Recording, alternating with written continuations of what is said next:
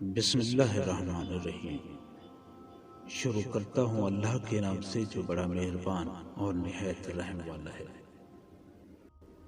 معزز دوستو، آج کی اس ویڈیو میں حضرت امام جعفر صادق علیہ السلام کے کچھ اقوال آپ کی خدمت میں پیش کریں گے۔ آپ فرماتے ہیں کہ عافیت یہ ہے کہ اچھے کاموں میں مصروف رہ کر ان کے نتیجے کو خدا پر چھوڑ دو۔ بلا یہ ہے کہ حق کا لحاظ نہ رکھ کر اپنے کاروبار کو صرف نفس کی خواہشوں پر کرو۔ عافیت بہشت اور بلا دوزخ ہے۔ جو اپنی زبان کو قابو میں نہیں رکھتا وہ پشیمان ہوتا ہے۔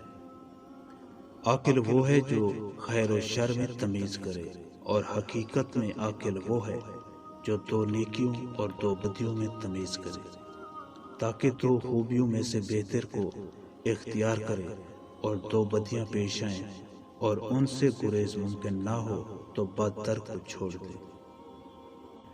توبہ کرنا آسان ہے لیکن گناہ چھوڑنا مشکل۔ انتقام کی طاقت رکھتے ہوئے غصہ پی جانا افضل ترین جہاد ہے۔ خوش آمدید تکبر کا تخم ہے۔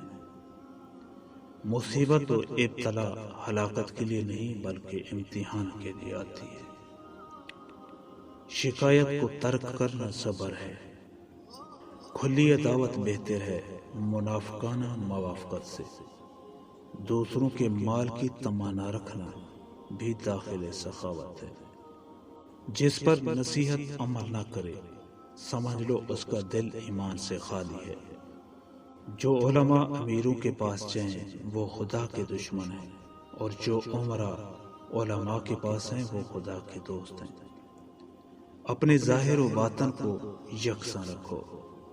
عدل و انصاف ہر ایک کے لیے بہتر ہے، لیکن امیروں کے لیے بہتر تر ہے۔ نیک کے لیے موت راحت ہے اور بد کی موت دنیا کے لیے راحت ہے۔ دشمن ایک بھی بہت ہے اور دوست زیادہ تھوڑے ہیں۔ خواہش پرستی ایک ایسے ساتھی کی مانند ہے جو ہلاک کر دیتا ہے، اور بری عادت ایک زور آور دشمن کی مانند ہے۔ آپ فرماتے ہیں کہ 5 اشخاص کی صحبت سے ہمیشہ بچو۔ نمبر 1، چھوٹا جو تمہیں ہمیشہ دھوکے میں رکھے گا۔